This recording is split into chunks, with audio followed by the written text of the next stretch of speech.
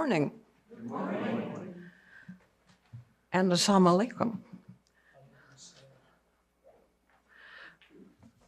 Welcome to those who are with us on Zoom also. My name is Molly Hutchison, and I will be your service leader this morning. You are reminded to take a look at the bulletin where you will find announcements and material relevant to this morning's service. Am I okay? Please silence your phones. Our speaker today is Dr. Mahmoud Jawhar, who will present Two Worlds, One Humanity as he reflects on his experience as a Muslim Palestinian American. This will be an important perspective for us as we try to wade through all the misunderstandings and divisive rhetoric in our country. It is so hard today to know what is true and what is hype. Our best knowledge comes from direct conversations such as today's. Please all plan to stay after the service to share refreshments, some of which were made by Sonia Jawhar, and to meet Dr. Jawhar. As water links all living things, so too does fire link all humanity by providing warmth, light, safety, and a means of preparing food.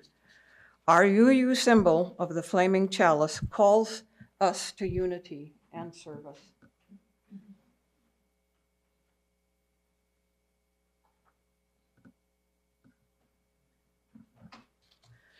In preparation for this service, I was again reminded of Susan's and my 2008 trip to Amman, Jordan, to play with the orchestra of the Amman Conservatory. There were musicians from 7 countries on the stage and no common language save music. Made me wonder if religion doesn't have the potential to be a uniting factor as well.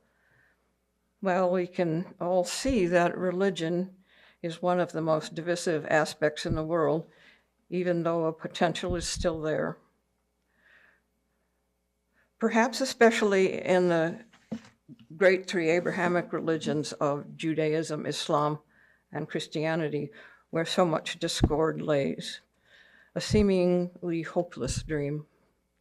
But Keshab Chandra Sen, a 19th century East Indian philosopher and social reformer, held the same dream. He hoped to blend Christianity and Hindu philosophies to create a universal religion. He developed a new religion called Naba Bidhan, which roughly translates to New Dispensation.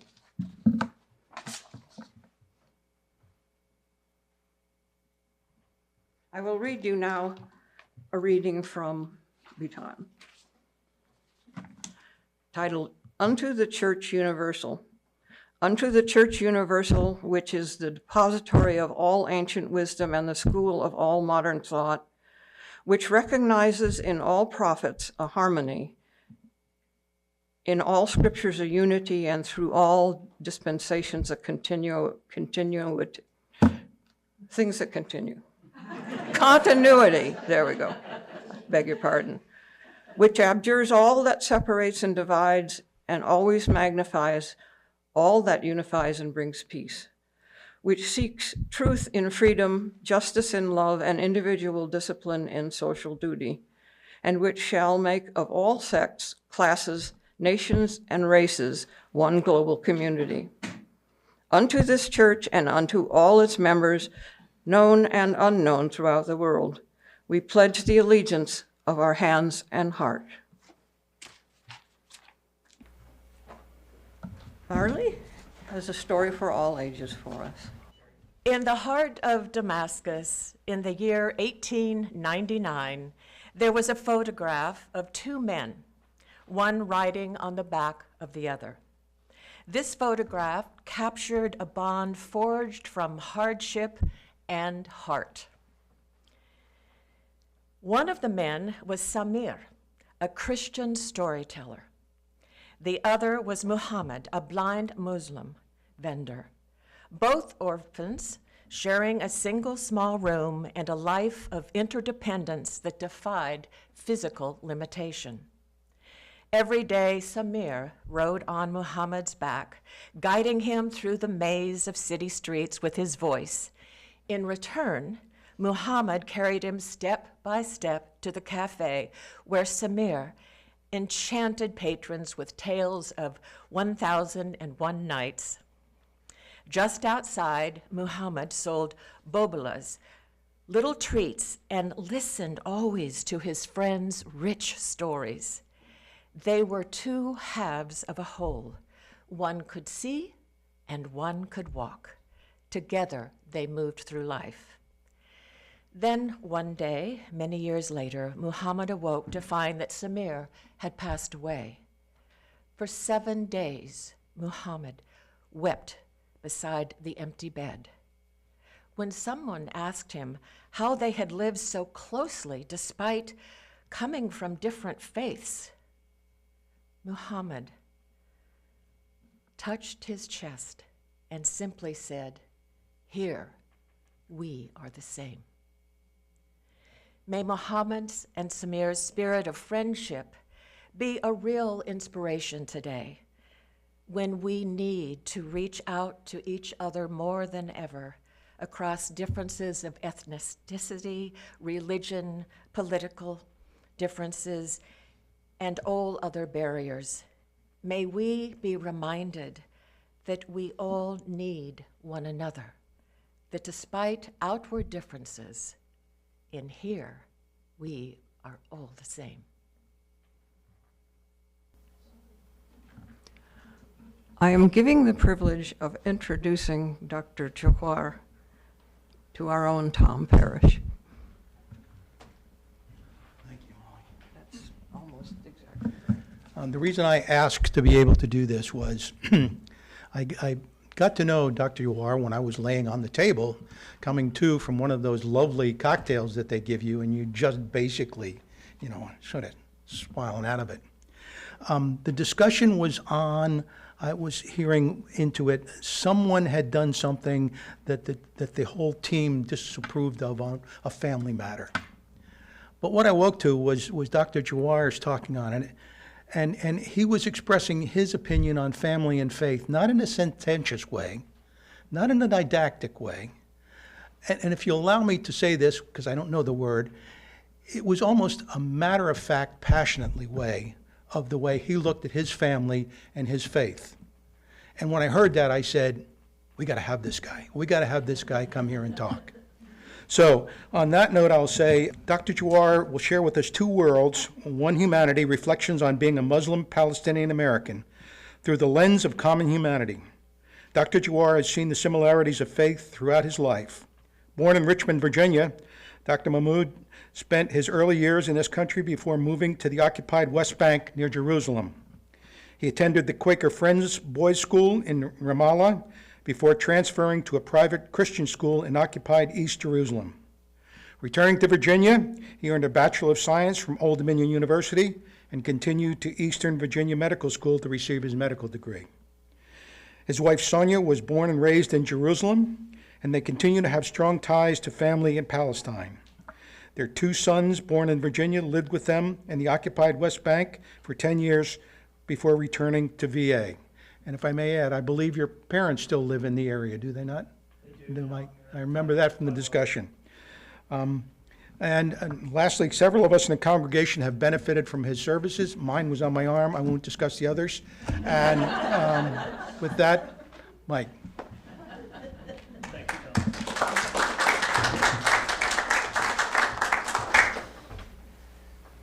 Thank you, Tom. Some of you I recognize, some of you not quite this way, but I still think I recognize you.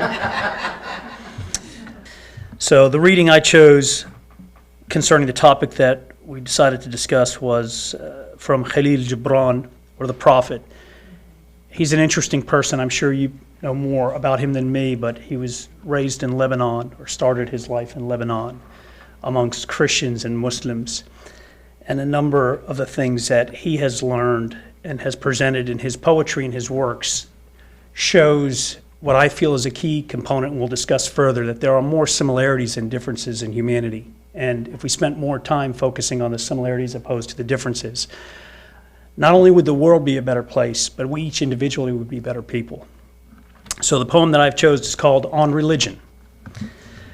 And an old priest said, "Speak to us of religion." And he said, Have I spoken this day of aught else? Is not religion all deeds and all reflection? And that which is neither deed nor reflection, but a wonder and a surprise, ever springing in the soul, even while the hand hew the stone or tend the loom? Who can separate his faith from his actions, or his belief from his occupations? Who can spread his hours before him, saying, This for God, and this for myself, this for my soul, and this other for my body? All your hours are wings that beat through space from self to self. He who wears his mortality, but as his best garment were better naked. The wind and the sun will tear no holes in his skin.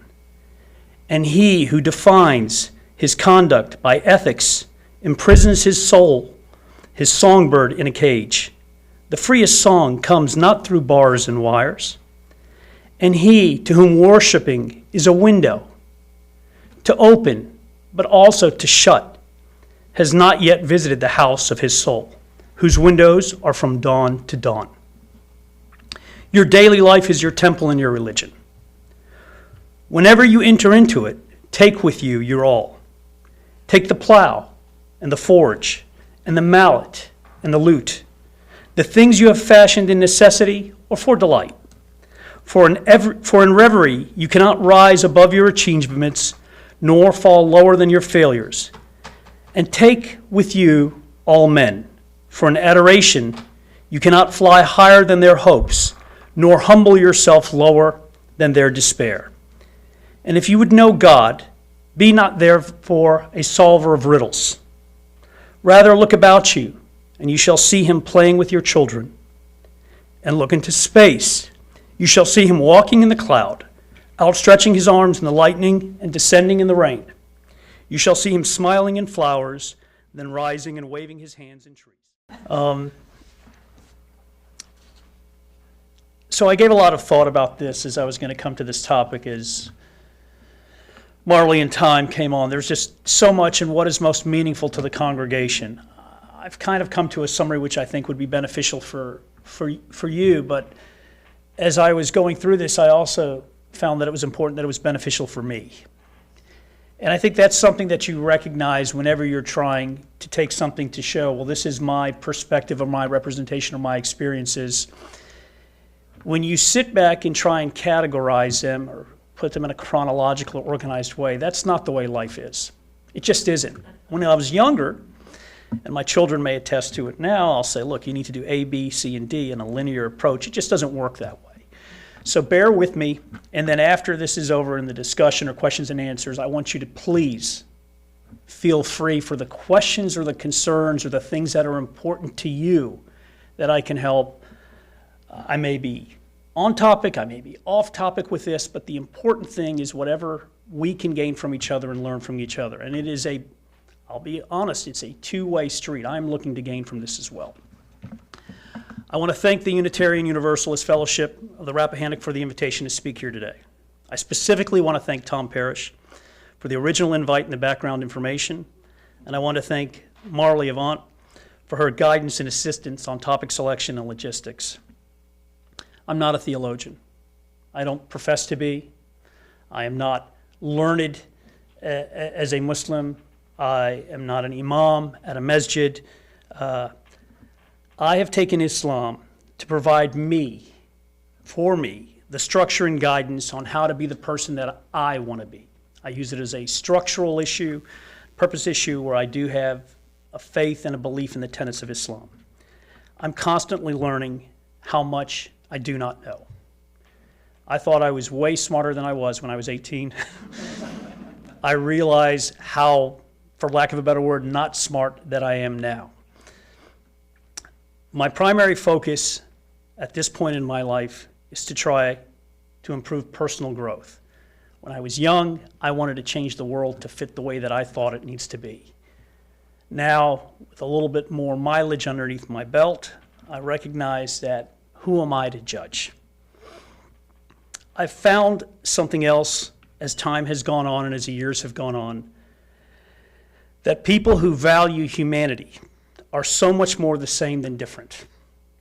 and I found this out through my life experiences, both here in America, in Virginia, as well as overseas, in good times and bad times. The similarities that we have are amazing if you care about humanity.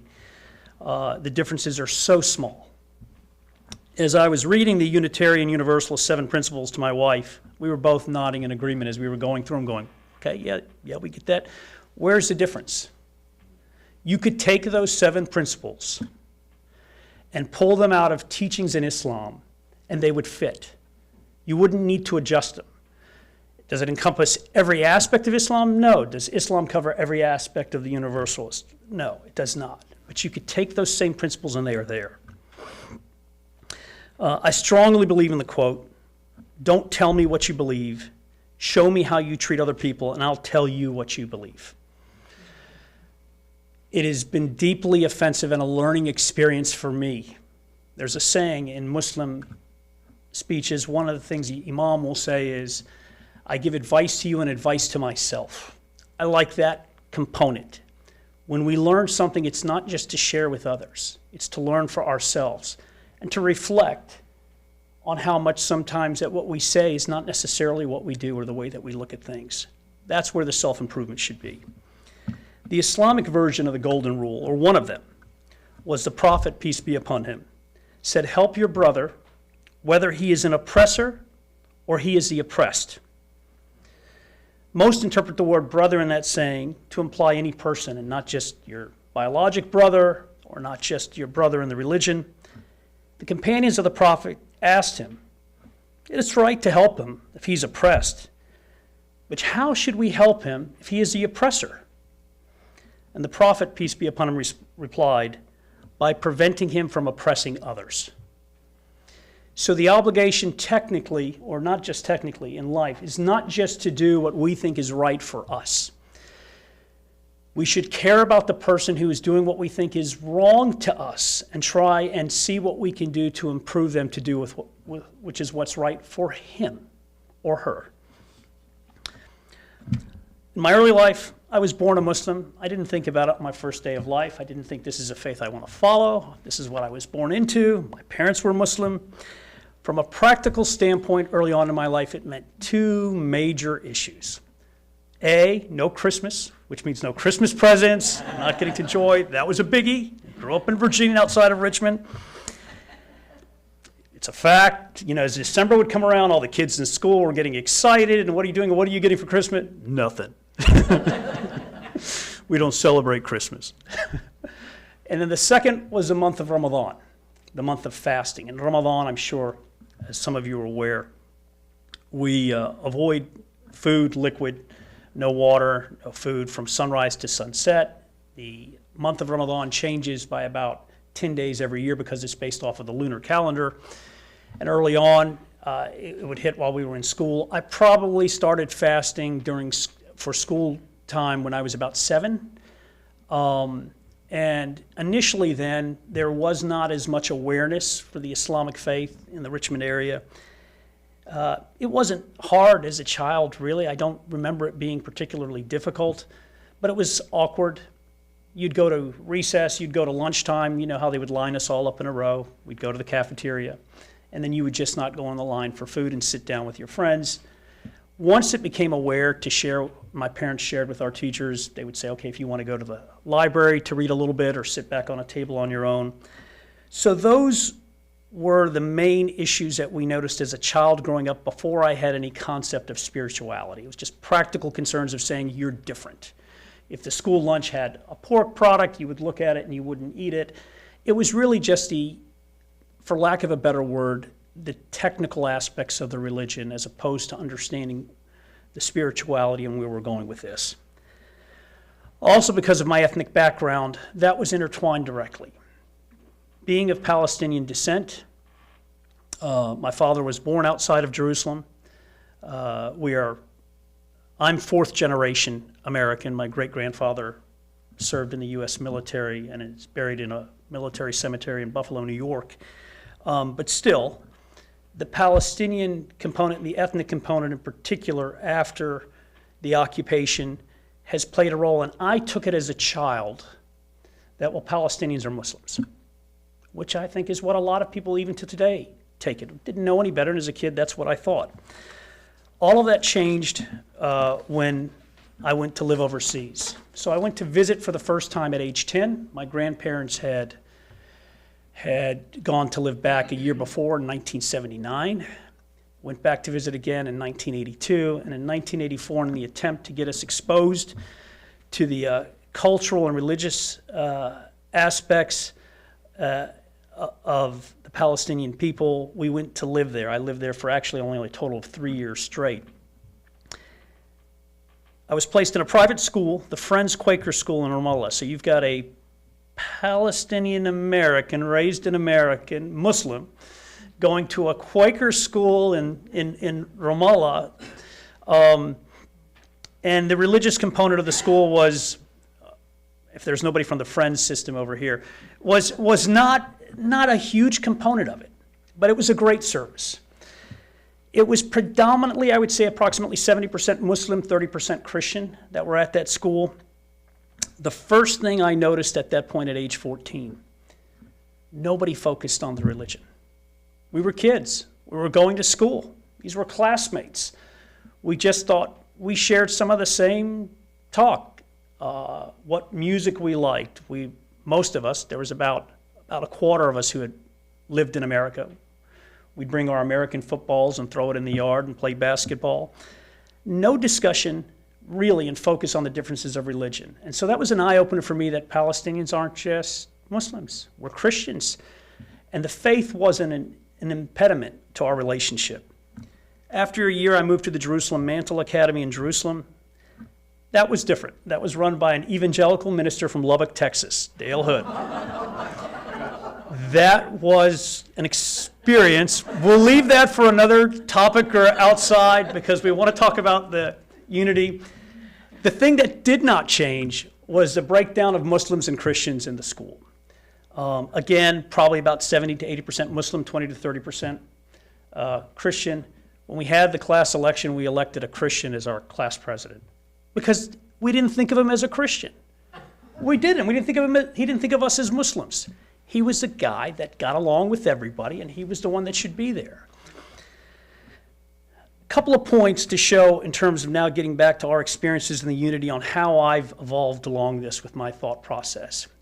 That was the eye-opener that why are we focused on the differences of religion? Even as a teenager, I started to pick up that that was maybe the wrong way to pigeonhole our beliefs and our actions. It's a component. It defines. I started this discussion by saying that Islam defines my structure and how I view the world through that lens.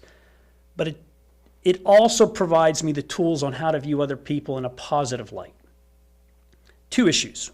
I want to give two examples, one of what Muslims have done to benefit Christians, and I want to give you the flip side of that argument, even though I'm talking from a Muslim perspective, what the Christians have done to benefit the Muslims. It goes both ways. So it's not the title of the religion, it's a type of people who value the faith and how they interpret the faith that makes a difference. And then I'll give you on some example on how Jews and LGBTQ have also benefited. So it's not exclusive to just religion. The Church of the Holy Sepulchre, or the Church of the Resurrection. In Christianity, that is the holiest site in Christianity. I'm not over here to say I'm a Christian. I've been to that church multiple times. That is where they believe Christ was crucified, Golgotha, the rock, where Mary Magdalene bathed the body of Christ, the tomb of Christ. It's all there in a church in the old city of East Jerusalem. As a quick aside, when I got married to Sonia, my friend who is Roman Catholic, went to medical school with me, came overseas for my wedding, had about 2 hours to show him Jerusalem. So I'm grabbing him and we're walking through the old city and I'm like, okay, here you go. These are the Stations of the Cross. This is the Via Dolorosa. Here's the Church of the Holy Sepulchre. This is where they said they buried the tomb of Christ. He grabs my hand and he says, Mike, stop. Because I said, what? He goes, this is the holiest of holies and you're just like walking through it. I said, well, I've seen it and to have it and to recognize how important that was to him. So that's what the Church of the Holy Sepulchre is. It is divided inside the church to multiple Christian denominations. By the way, none of them are Baptist or Protestant. They don't have a presence in the Church of the Holy Sepulchre. You've got the Roman Catholic Church, the Greek Orthodox, you have the Armenian, there's a presence for an Ethiopian sect. So there's a number of churches that are very particular, the denominations, on exactly how many inches or feet of the church that they are in control of. As you can imagine, I think it was brought up with Ms. Hutchison when she said that religion can be divisive. There's no denying that. I mean, you can't be Pollyannish about this. And so what was the solution for that? In 1187, Salah ad-Din, when he entered Jerusalem, he saw the Church of the Holy Sepulchre. This was during the Crusades. The first thing he said is there will be no destruction of any Christian temples, churches, cannot have that. The second thing he did when he found out the problem that the Christian denominations were having in the Church of the Holy Sepulchre is he picked two Muslim families. He said, you're responsible for opening the doors of the church, and you're the one responsible for holding on to the keys. That was in 1187. That is still going on in 2025. The Muslims opened the Church of the Holy Sepulchre in the old city of Jerusalem. They control the access to the doors, and everybody, the Muslims hold those families in high regard, the Christians hold those families in high regard, and they found a way to solve this with respect for each other's religion, even though they have differences. That's not the point. So that shows with what the Muslims are an example of what the Muslims have done for the Christians. Let's flip it. It's not a one-sided story. People sometimes like to say what they do right and don't reflect on what they could improve on. In 2014, the Israeli authorities wanted to make a change to the rules of access to the Al-Aqsa Mosque. They wanted to place metal detectors. Most people, most Palestinians, Christians and Muslims looked at it as a way to limit the number of people who could have access to the mosque, and the Muslims refused to walk through the metal detectors to where there were only going to be Muslims anyway. This was during the month of Ramadan, which is the holiest month, what we've alluded to, a month of prayer, reflection. So the Palestinian Muslims of Jerusalem who could get access would get as close as they could to the mosque, to where they could reach to where the metal detectors, stop at that point, and that's where they would stay and do their evening prayers and break their fast. So after the first night of doing that, the Israeli authorities didn't like that form of civil disobedience. They would wait as they were breaking the fast and then throw stun grenades and tear gas at the prayers in the hall. By the way, there's a lot of things that I'm going to say here. I wanted to be very careful. I do not believe in blind faith to what any, and I do mean any, person says. I think that's dangerous, and I think God, spirituality, the higher being, has given us our own minds. What I do say is don't take what I tell you on faith, but we have our own capability to see if what we've said is factually correct or not, and to do your own investigation if anything feels like it's awry. The following day, when the Muslims returned to do the same thing, there was no rock throwing, there was no protest. They were breaking the fast as close as they can get to their holiest temple. A group of people came out to protect them. This is important. The Christian community came out. This is a holy land where you say they hate each other. It was led by the clergy. They came out to form a barrier to protect the Palestinian Muslims in their prayer. They got gassed and stun gassed too. It didn't work. It wasn't as efficient as it wanted to be. The point is they recognized the value that these were neighbors, these were human beings, they had values they were attempting to worship, and they came out for people who have a different perspective and view on faith. I'll never forget that example of being an eye-opener and an opportunity that I used as growth for me to learn. So you hear all the stereotypes, you think that things are sometimes distant, and in reality, there's incredible similarities of respecting each human being. Islam tells you there's no compulsion in religion. You're not allowed to tell somebody you have to believe in my faith. The Christians protected the Muslims have protected the Christians. When I came back to the United States, a couple of more practical concerns that happened is, again, I did college, medical school, and residency. Ramadan was particularly difficult as a practical point during, in particular during surgical residency. So I trained in the era where there was no limitation on the number of hours you could be. About 2 years after I finished my surgical residency training, they put an 80-hour work week limit with time off. When I was in residency, I think the fewest hours I worked in a year, which was in my 5th year, was probably 114. And in my first 2 or 3 years, it was not uncommon to be somewhere between 120 and 135 hours a week in the hospital. You can imagine at Ramadan fasting, no water, no drink, and we had at least 2 occasions where you were in the middle of a trauma case, the fast was supposed to be broken. By the time you got out of that trauma case, the next fast had started, and you just continued to fast 2 days straight. Not what I was supposed to do. That was ignorance on my part. Our religion is very forgiving in situations like that. It does not want you to harm ourselves. But that was difficult.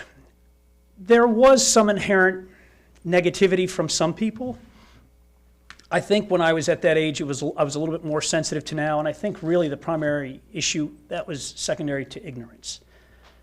Most of these people were not bad people, they just didn't know. On a perk, all of my colleagues loved me around Christmas time. Everybody who wanted off for Christmas, including in partnership, that's fantastic. Like, oh, when do you want holidays? Do you mind if I take Christmas? Go ahead. Easter, you got it. I would take Thanksgiving and New Year's usually because that's when our family would get together and the others were out of school. One of the things in medicine and life I've become more attuned to is what I call pattern recognition. And there's a lot of discussion about that now in terms of AI and algorithms, but as human beings, we have that. Medicine is pattern recognition. If somebody comes to you and says, oh, I have pain on the right side of my belly, a fever, they're tender there, hey, maybe they've got appendicitis. It's pattern recognition. There's pattern recognition on people. You don't need to know what somebody's faith is to know if they're a good person. I know bad people who say they're Muslim. Bad people. I know great people who say that they're Christian. I know great people who don't associate with a particular religion. I've seen it across the spectrum, and as I've opened my eyes to that possibility, it has changed on how I view people. And I have that discussion currently with my family members. Sonia has picked up on it. She's in the front row. My sons, my parents, of the importance.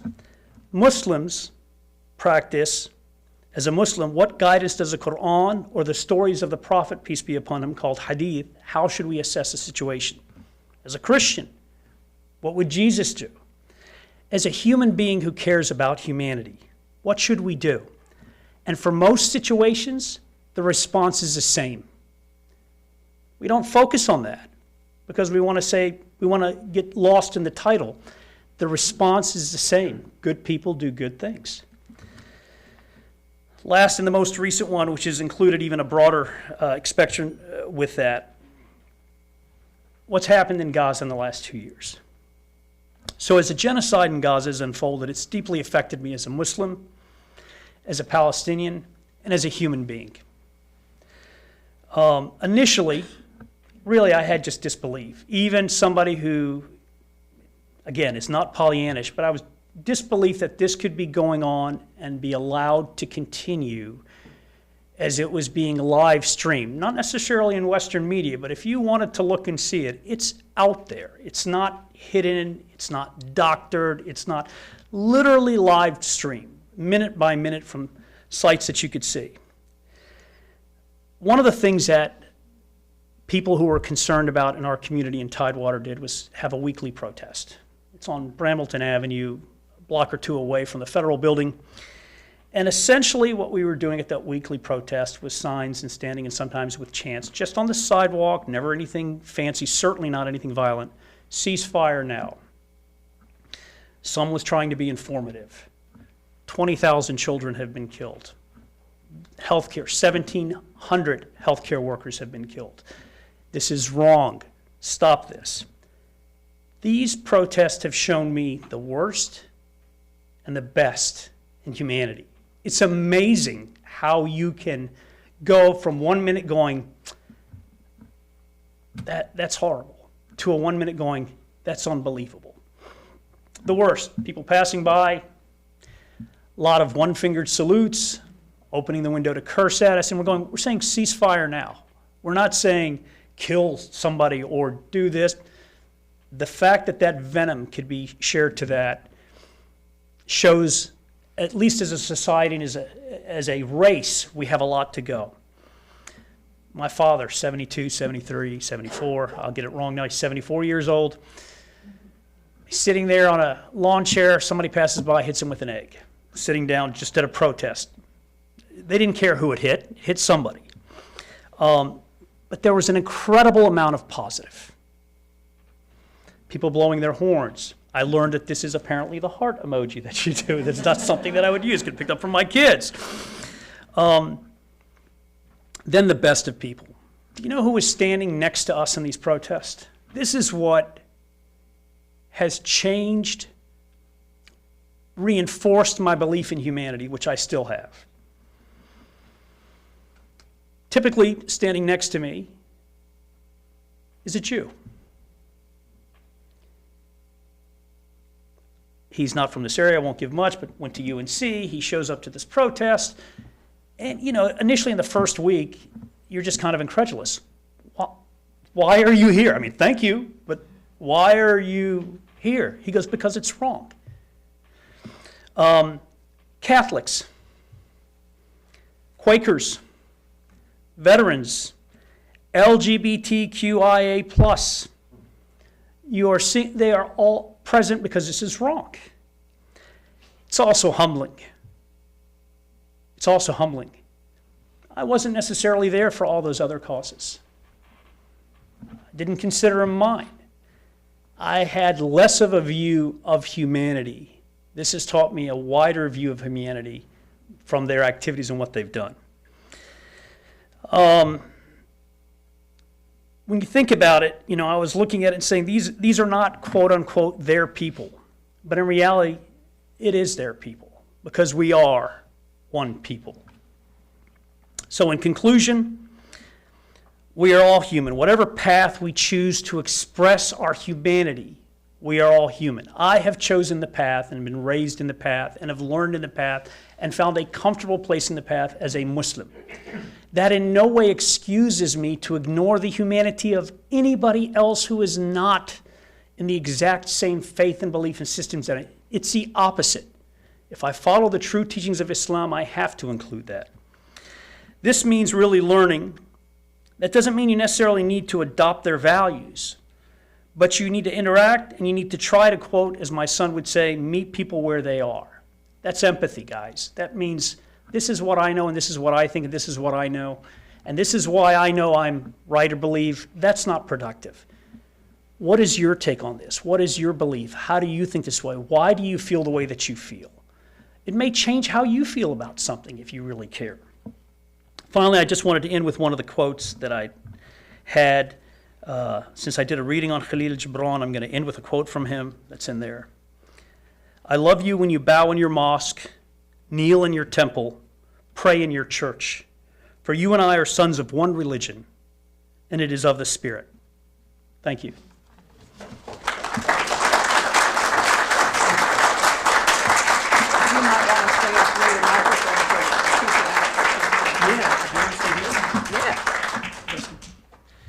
I know that many of you will have comments or questions for Dr. Jawhar.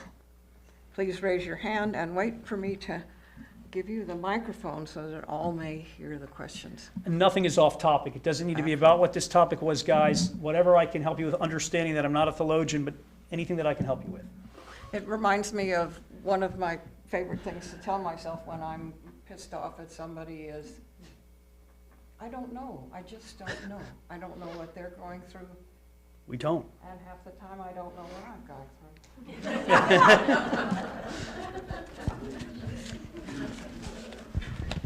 through. Mike, thank you so much. I'm William, and I'm wondering if, as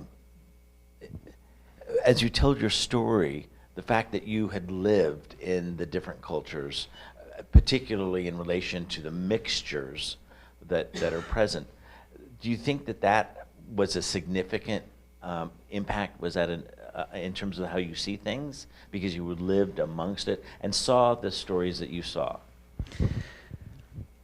Yes, it was formative. Look, when my parents made the decision when I was 14, and I had 2 sisters and a brother, I have 2 sisters and a brother, but decided for the whole family to go back, I was I was okay with it. I had visited twice, didn't think of all the implications. I was 14.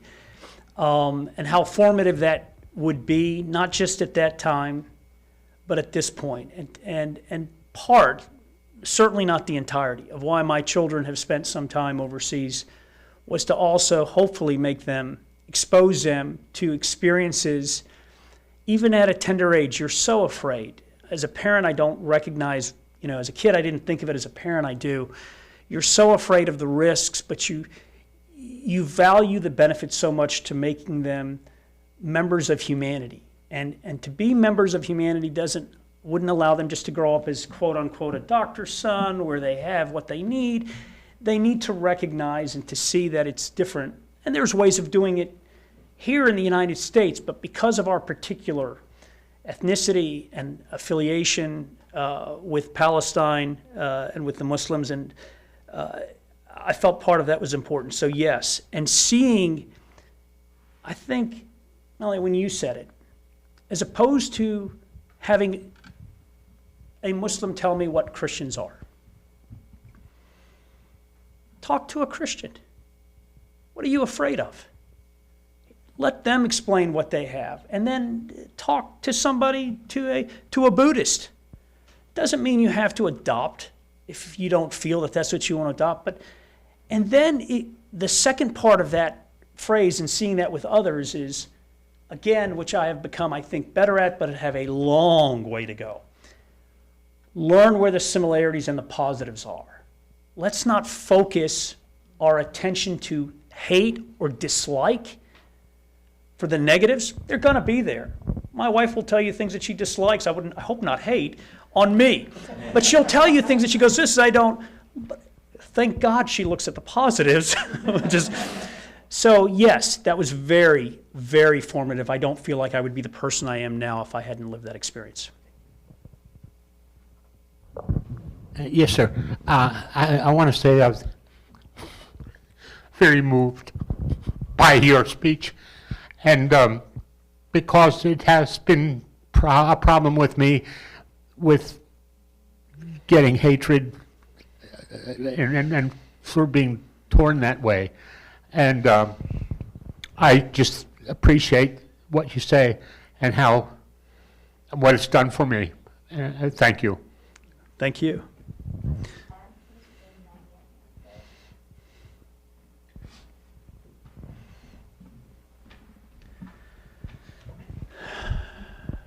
Thank you so much for your words. The cultural relationship between men and women in the Muslim faith and the reality in the culture, both inside that culture and outside that culture, because you come from both worlds. How does that work for you and your family, and how does the role of men and the role of women work, and how do they intersect? That's a great question, and that's a practical question. So the Prophet, peace be upon him, was asked, whose blessings do you need more if you need the blessings of one? He goes, well, your mother. And so the guy goes, okay, and then? And he goes, your mother. And he goes, okay, again. And he goes, your mother. And he goes, all right, again. And he goes, your father. And he asked, why did you say your mother 3 times? And the response was based on the fact that what your mother did to upbring you and raise you and carry you in pregnancy, that a single contraction that she went through for delivery you could never repay in your entire life.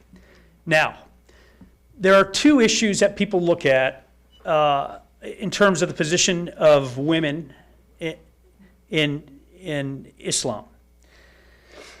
One is what is religiously dictated and the protections placed for men and women, and the other is a cultural issue. They are not one and the same. They are presented as one and the same. They are not. They are very specific. The rights of a woman are not given to a woman by a man. Islam teaches you it's not that you're giving a woman her rights. Any man who says, I'm giving you your rights, does not understand the faith. These are God-given rights. These are from faith. You don't have the choice. If you are not giving a woman her rights, as outlined in Islam, you are violating or not practicing the rule of Islam. And that is seen in the culture, seen in some of the Arab states of the rights are the rights. I'll give you an example. I'm going to speak a little bit about you since you're here. If I don't see any of you guys Monday, that means this didn't go well.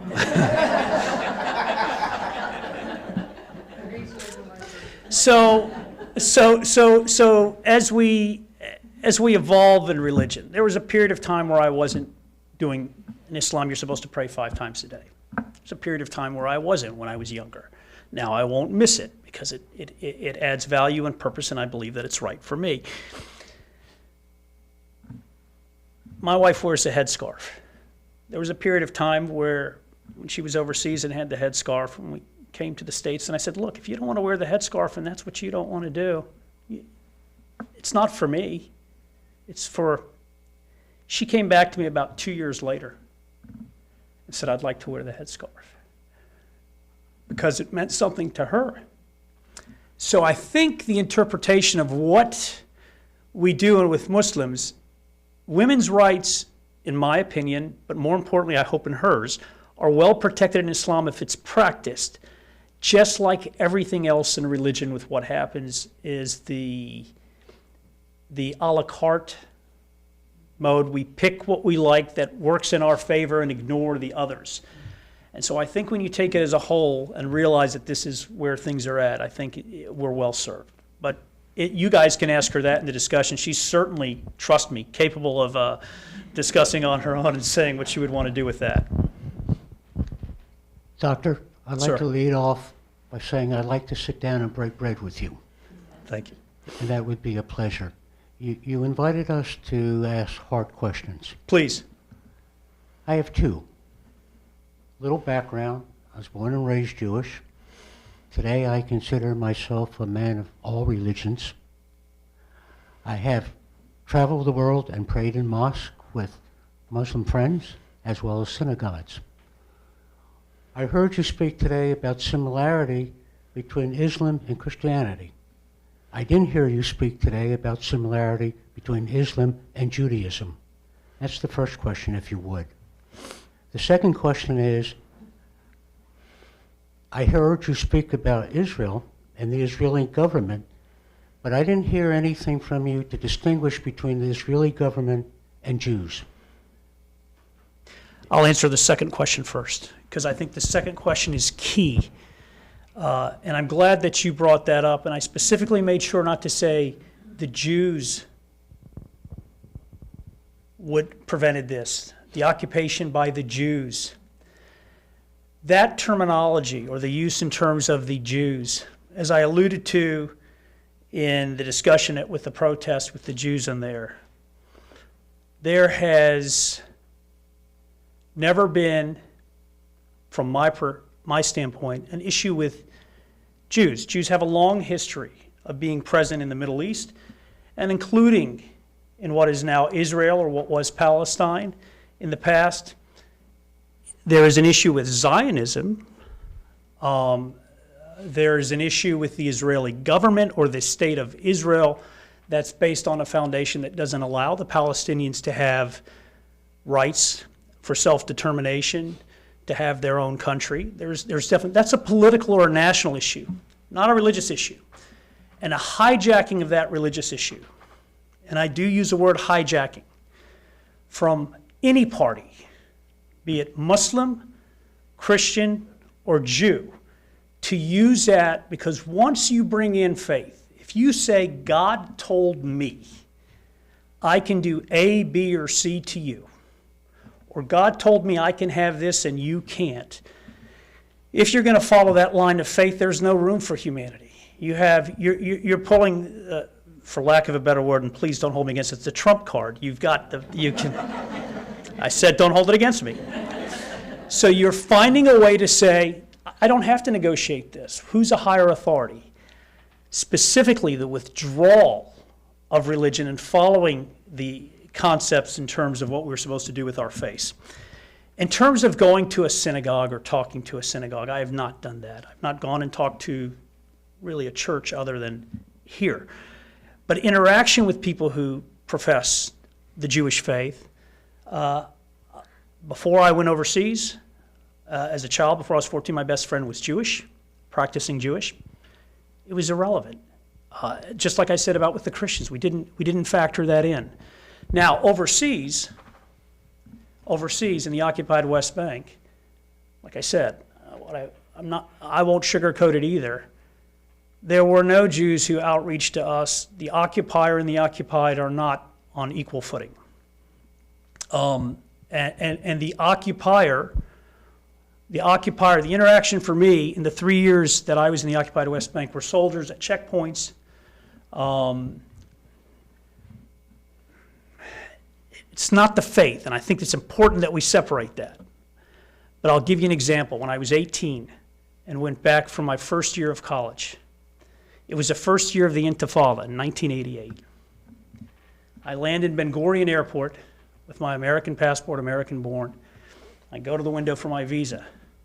I was out of the country studying school. I hadn't been back there during the uprising. The young lady looks at my passport, says, go sit to the security room. I was 18, not that wise to the world. I was on a flight that had came full of Americans. And I said, why? Just like everybody else. I'm American. She looked at me and said, Mahmoud Jawhar, American? Go to the room. So that's a harsh reality. I think if you've traveled the world and if you've traveled to Israel, if you've traveled to the West Bank side, there is a harsh reality, but I am careful, and not careful because I want to be cautious and not caught in a trap, but careful because it's the truth. It's not Judaism.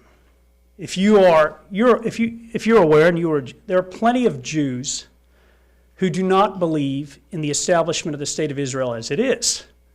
There's a significant component. We see them, not just at the demonstrations, but don't believe in the foundation for religious reasons. So it goes against the narrative of how we have things here, but it has nothing to do with the religion in and of itself. I'd like to break with you still. I'll take you up on that.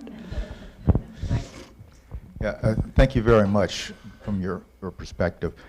You know, thinking about it, my biggest problem is with Christianity, the way it's being practiced by some here, this Christian nationalism, and you can look at any practitioners of any religion, and if they don't have humility, then you can count me out, because like you were saying, we're all in a search of understanding, and if somebody is so certain that they can deprive other people of their life and their liberty based upon their religious beliefs, then count me out. Yeah, I think there's a concern with, we need to be very careful if you have any faith. Once you put any nationalistic, and that's not unique to Christianity. I wish it didn't exist, but it crosses all religions. Back to the question before. The Israeli state, theoretically, is a nationalistic product to create a nation for a religion, right? They have valid points, they have valid... anyone who decides to use as a religion, as a cloak, or as a bludgeon. And that includes Islam. We are not excluded from that. We are not excluded, with all due apologies as somebody who holds in that faith. It is not. When you tie nationalism, you are hooking on to something which says that there is nothing you can say that can counter my argument, because it is ordained by God, and this is what I believe, and nothing you can say as a human being. Nationalism attached directly to religion that does not ensure the equal rights, you can do it if it's a way that your religion believes that it protects equal rights. But if it doesn't, it is nothing but a recipe for, it's a way to cover hate. Mike, I think that was really great and very thought-provoking. If you think about the three great Abrahamic traditions, Judaism, Christianity, and Islam, in the historical trend, it seems to me, for Christianity and Judaism has been, at least part of those traditions, to move toward a less literal reliance on the Bible in those cases, and maybe a more spiritual approach to the idea of God or a higher power. And in Christians, the biblical scholarship, more and more of a tradition of saying there are multiple authors of the Bible, and now don't take them literally, but take the value you can from them and so on. In Islam, the Quran seems to me to play a different role because, but I'd like your view on this, such a belief in the literal story of Muhammad in the caves and talking to the angel Gabriel, and therefore those words in the Quran come from God directly or indirectly through the angel. And it's difficult to move away to in a more progressive sort of a spiritual way, interpreting the Quran as wisdom at the time from Muhammad and the people around him, but not literally true in every word. I mean, that's my general impression. I'd like to hear your views on that. So each of those faiths has their miracles. The miracle of Islam is the Quran. We believe in Islam, the miracle is the Quran. And you are correct. Muslims who practice the faith believe that those are the direct words of God. If you look at a Quran, it should be identical to one that was written at the time of the prophet. It hasn't changed. Not a word, not a accent point or inflection point. If a Quran is produced that has a word changed in Arabic, it's supposed to be destroyed. The concern that Muslims believe, and this is, we're getting into a little bit of theology here. I said I'm not a theologian, but we'll tell you, Muslims believe that God was infallible. God is infallible. That the fallacies that have occurred over time with the religions is not, oh, something has changed. God, the way that it has been presented or interpreted has been. A lot of the Torah is highly esteemed in Islam. The Old Testament is highly esteemed in Islam.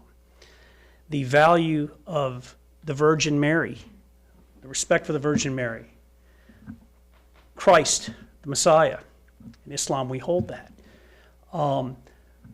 So we have felt, and Muslims believe, that the Quran as is perfect and does not need adjustments. Now, the Quran doesn't cover everything. It doesn't tell you what to do with cryptocurrency. It doesn't. It doesn't tell you what you should do with AI. It doesn't cover that. And so you're like, well, is it outdated? It's not outdated. It provides you a core set of principles that you can follow. Then the next step of principle, that is considered infallible. The core principles, if it is clearly said, if the Quran says don't eat pork, you can't come down 2 years later going, yeah, but Hardee's is having a steak, Wendy's has got that Baconator, and, you can't eat pork, period. It's not like, well, things have changed, you can't eat pork unless there are very few things that it puts specific restrictions on that you cannot or that you have to do. There are not as many as people think. The second thing, which is how we should live our lives, is predominantly covered in what we call the hadith, or the teachings of the Prophet. And that has varying degrees of evidence. And for those of you who have a legal background, I know there are some of you in here now, that's where the key is. You look at that and you go, okay, how strong is the evidence that this was truly spoken by the Prophet? How well is the documentation that these are his actual words or actions? Or is it kind of hearsay and a little bit soft with that?